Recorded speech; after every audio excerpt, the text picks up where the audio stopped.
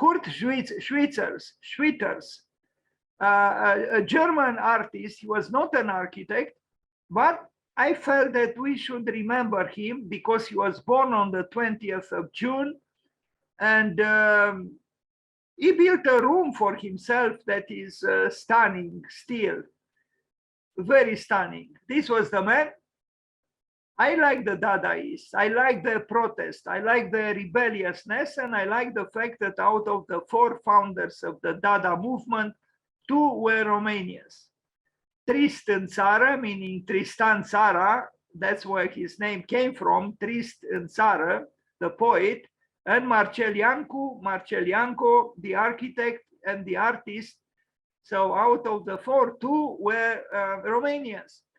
Kurt Hermann Eduard Karl Julius Schwitters, God, a long name, born on the 20th of June and died in 1948, was a German artist who was born in Hanover in Germany. Schwitters worked in several genres and media, including Dadaism, constructivism, surrealism, poetry, sound, painting, sculpture, graphic design, typography, and what came to be known as installation art. He is most famous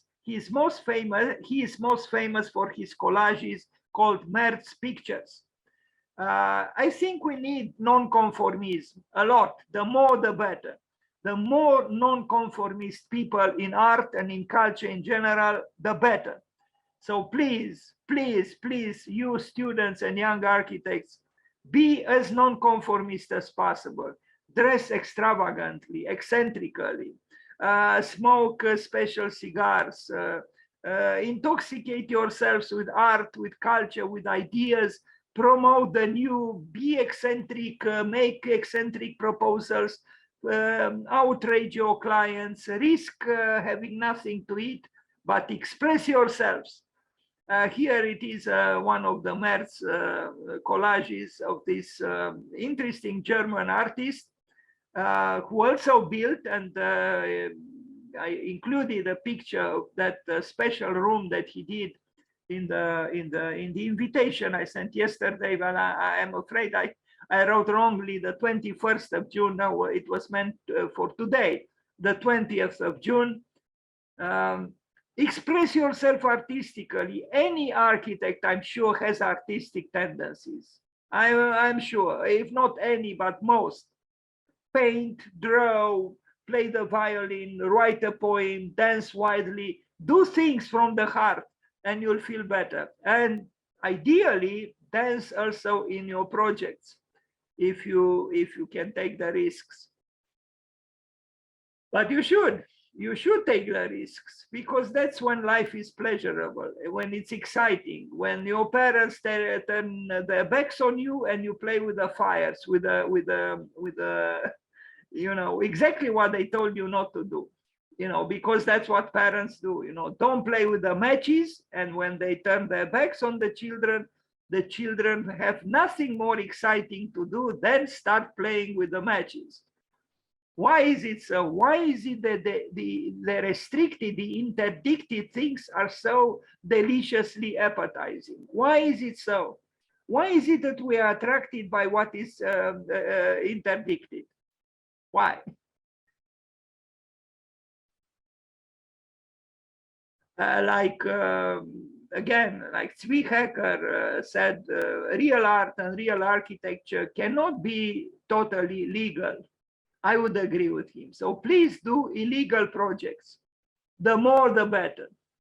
The more illegal, the better. Well, make sure that they will not collapse or anything like this, but do things that are, you know, disobedient. I'm a great promoter of a disobedient architecture. I'm sure Mr. Street was not very disobedient. Maybe that's why I got impatient towards the end of the presentation. These are the things we are fighting for. What are the things we are fighting for? Now, Merzbau and metalepsis, look at this. He built this. And, you know, is it architecture? I think it is. Is it sculpture? In a way, it is sculpture as well. Is it installation art? It is. It's all of the above, but it's interesting, it's engaging, it's provocative. And it doesn't matter the pictures are in black and white or in colors, it's still an intriguing interior, and he built it himself.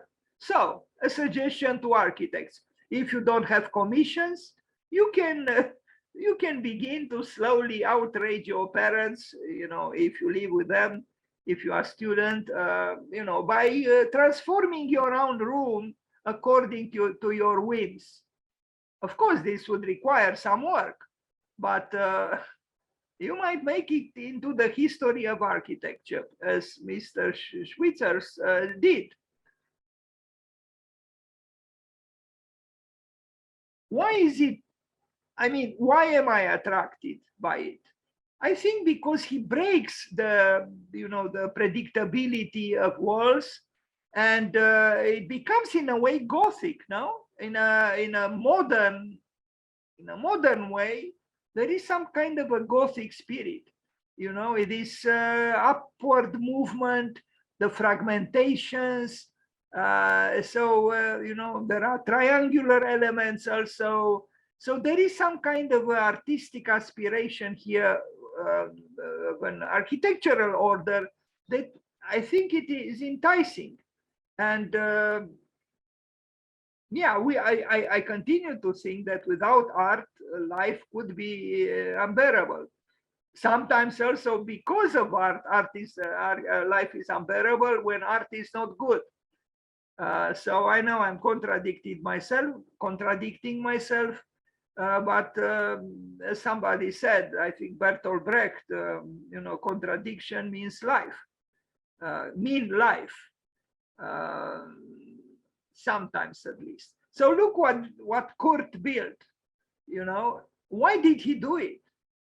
Why did he do it in this way? Why did he do it? And why is it more interesting than most rooms that architects conceive? Why? Well, because he was an artist. He was crazy. He was doing things like nobody else was doing. He was an acrobat, like in the poem that Le Corbusier wrote that Doshi quoted from. I personally think we need more architects who are, indulging in externalizing their idiosyncrasies and their visions and their, joie de vivre, and even their anxieties, because here there is also an expression of some level of anxiety. Maybe this is an image of his own brain. It's very possible, this room that he conceived in this way. But please remember, this was done a long time before deconstructivism. So I guess there is nothing new in the world.